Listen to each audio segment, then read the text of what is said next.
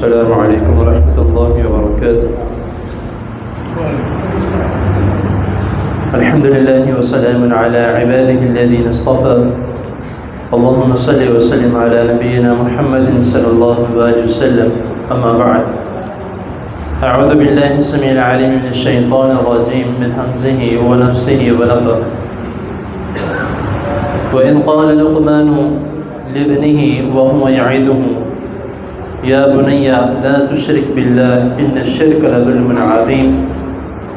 ووصينا الإنسان بوالديه حملته أمه وهنا على وهن وفصاله في عامين أن اشكر لي ولوالديك إلي المصير. صدق اللہ العظیم. حضرات محترم،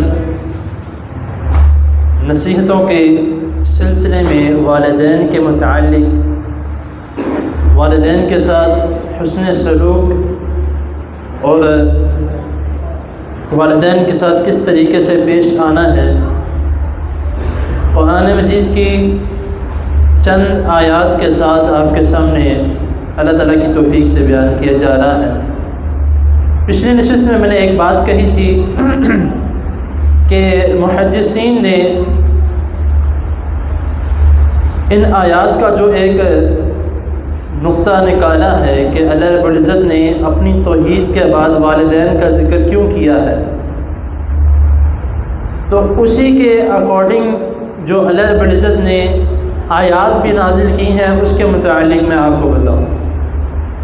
تو یہ سورۃ اللقمان کی جو آیت نمبر 10، 11 اور 12 ہے، اس میں اللہ رب العزت نے حضرت لقمان علیہ السلام کا قول سمجھ لیں، یا جو اللہ رب العزت نے ان کو بتایا تھا، انہوں نے آگے بات کی اپنے بیٹے سے، جو ان کو نصیحت کی وہ سمجھ لیں. تو اللہ رب العزت نے ان کا یہ مکالمہ جو ہے وہ قرآن مجید میں سورۃ اللقمان میں اللہ تعالیٰ نے بیان کیا، اور ساتھ ہی جو ہے والدین کے ساتھ حسن سلوک کے متعلق بھی ایک بات کہی.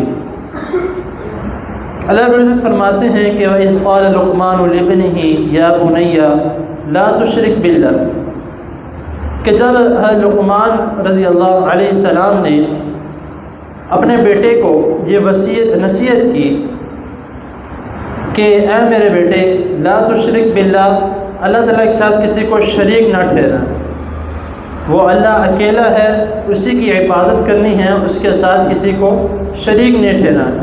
ان الشرک لظلم عظیم، بے شک شرک بہت بڑا ظلم ہے. اس کی تھوڑی ڈیفینیشن میں پچھلے نشست میں بتا چکا ہوں کہ ظلم کس پر ہے. انسان کی اپنی جان کے اوپر ظلم ہے. نعوذ باللہ، جس کے ساتھ شرک کیا جا رہا ہے اس کے ساتھ کسی قسم کا کوئی ظلم نہیں ہے، وہ تو اکیلی ذات ہے. جو شرک کر رہا ہے اس کے اوپر ظلم ہے، اس کی اپنی جان کے اوپر ظلم ہے، کیونکہ وہ اپنے اعمال کو برباد کر رہا ہے، اپنی دنیا و آخرت کو برباد کر رہا ہے. آگے پھر اللہ رب العزت نے اس کے متعلق جو والدین کے متعلق جو ذکر کیا ہے، ادھر اللہ رب العزت اپنے متعلق بھی بتا رہے ہیں اور پھر والدین کی کوششوں کے متعلق بھی بتا رہے ہیں کہ وَوَصَّيْنَا الْإِنسَانَ بِوَالِدَيْهِ حَمَلَتْهُ أُمُّهُ وَهْنًا عَلَى وَهْنٍ وَفِصَالُهُ فِي عَامَيْنِ، کہ اپنے والدین کے ساتھ جو ہے وہ اچھا سلوک کرو. کیوں؟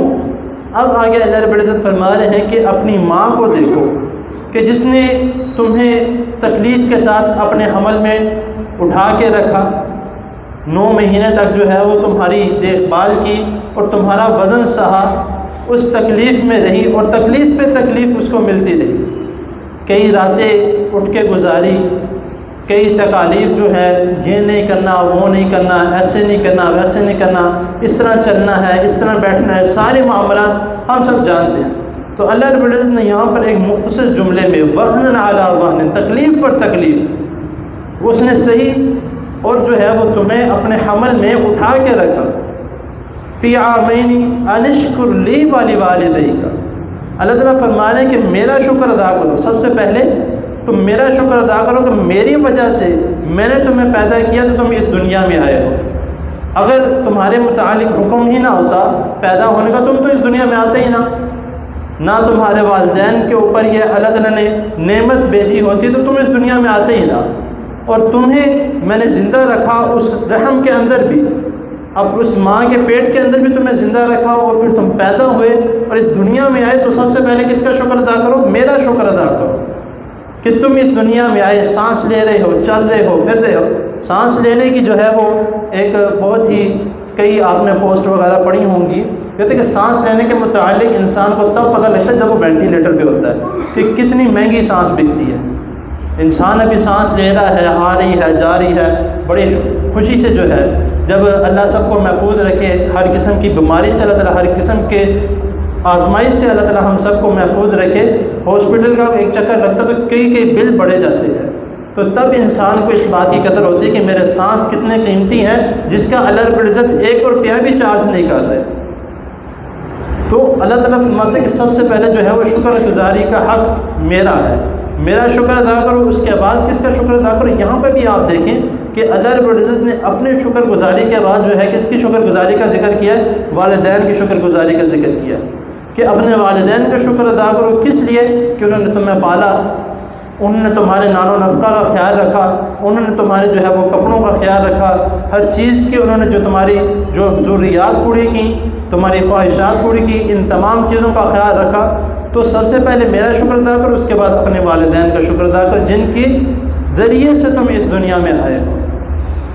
الیہ المصیر، اور اللہ تعالیٰ آگے اللہ تعالیٰ نے تھوڑی سی ڈانٹ ڈپٹ بھی کر دی کہ اگر تم ایسا نہیں کرتے، وَإِلَيَّ الْمَصِيرُ، میری طرف ہی لوٹ کے آنا ہے، پھر کہاں بچ کے جاؤ گے؟ جب تمہیں پیدا کیا، تم اس دنیا میں آئے، کس مقصد کے لیے آئے، اللہ تعالیٰ نے وہ بھی بتا دیا۔ ہم کہتے ہیں کہ بھائی کوئی امتحان دینے کے لیے جاتا ہے اسکول میں، اب جو بورڈ کے امتحان ہو رہے ہیں، ہمیں نہیں پتہ پیپر میں کیا ہے، ہم کبھی کس سے گیس پیپر مانگ رہے ہیں، کبھی کس کو استاد کو فون کر رہے ہیں کہ ہمیں کوئی ایسے ٹپس بتا دیں جو پیپر میں آنی ہے، ہم اس کو یاد کر لیں۔ بھائی اللہ تعالیٰ نے تو پیپر دے کے اس کو لیک بھی کر دیا، پھر بھی ہم کہتے ہیں کہ ہم کیا کریں، کیا کرنا ہے، کس طرح کرنا ہے۔ جب پیپر دے کے اللہ تعالیٰ نے سارے سوالات کے جوابات لیک کر دیے، پھر بھی ہم سوال ڈھونڈ رہے ہیں، ان کے جواب ڈھونڈ رہے ہیں۔ اللہ تعالیٰ نے بتا دیا کہ تم اس دنیا میں کس لیے بھیجے گئے ہو، وَمَا خَلَقْتُ الْجِنَّ وَالْإِنسَ إِلَّا لِيَعْبُدُونِ، میری عبادت کے لیے بھیجے گئے، باقی معاملات تو سارے تمہارے زندہ رہنے کے ہیں، بس کھانا پینا چلنا پھرنا اٹھنا بیٹھنا، یہ تو تمہارے زندہ رہنے کے ایک معاملات ہیں۔ جو تم نے سارا کچھ کرنا ہے وہ میری عبادات کے لیے کرنا ہے۔ تو اس وجہ سے اللہ تعالیٰ کا شکر ادا سب سے پہلے ہے۔ اس کے بعد والدین نے پالا، بچے کو نیک بنایا، اس کو نیک رستے پہ چلایا، اس کو نیک چیزیں سکھائی، اس کو اچھے رستے پہ بھیجا، اس وجہ سے بھی والدین کا شکر ادا کرو۔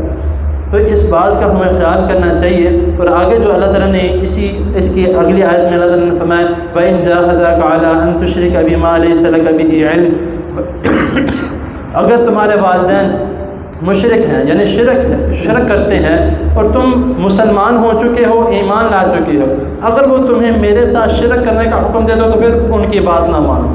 اگرچہ وہ ایسا نہیں کرتے، بے شک وہ مشرک ہیں، تب بھی تمہارے اوپر لازم ہے کہ ان کے ساتھ اچھے طریقے سے پیش آؤ، ان کے ساتھ حسن سلوک سے پیش آؤ۔ آپ نے حضرت ابراہیم علیہ السلام کا واقعہ سنا ہے کہ ان کے باپ کے ساتھ جو ان کا مکالمہ ہے، اس میں بھی حضرت ابراہیم علیہ السلام نے کیا کہا کہ ٹھیک ہے، آپ نے میری بات نہیں ماننی تو میں آپ کے ساتھ کسی بھی قسم کی کوئی جو ہے وہ بول چال نہیں کروں گا، آپ اپنے راستے میں اپنے راستے۔ ادھر بھی کسی قسم کی کوئی بدتمیزی کرنے کا یا غلط مزاجی سے بات کرنے کا اللہ تعالیٰ نے حکم نہیں دیا۔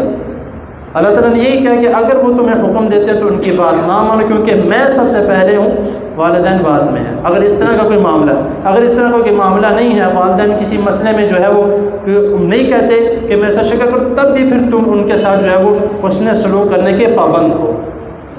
تو ان باتوں کا جو ہے ہمیں خیال کرنا چاہیے جو اللہ رب العزت نے اس کے متعلق ہمیں بتایا ہے کہ والدین کے ساتھ حسن سلوک کرنے کے متعلق، اور آگے جو ہے اللہ تعالیٰ کا کس مقصد کے لیے اور کس طرح اللہ تعالیٰ کو راضی کرنا ہے، وہ انشاءاللہ تعالیٰ اگلے نشست میں اللہ تعالیٰ کے فضل و کرم سے بیان کیا جائے گا۔ اللہ تعالیٰ کی حضور دعا ہے اللہ تعالیٰ ہمیں جو سنا اس کو سمجھنے کی اور اس پر عمل کرنے کی توفیق عطا فرمائے۔ جزاکم اللہ۔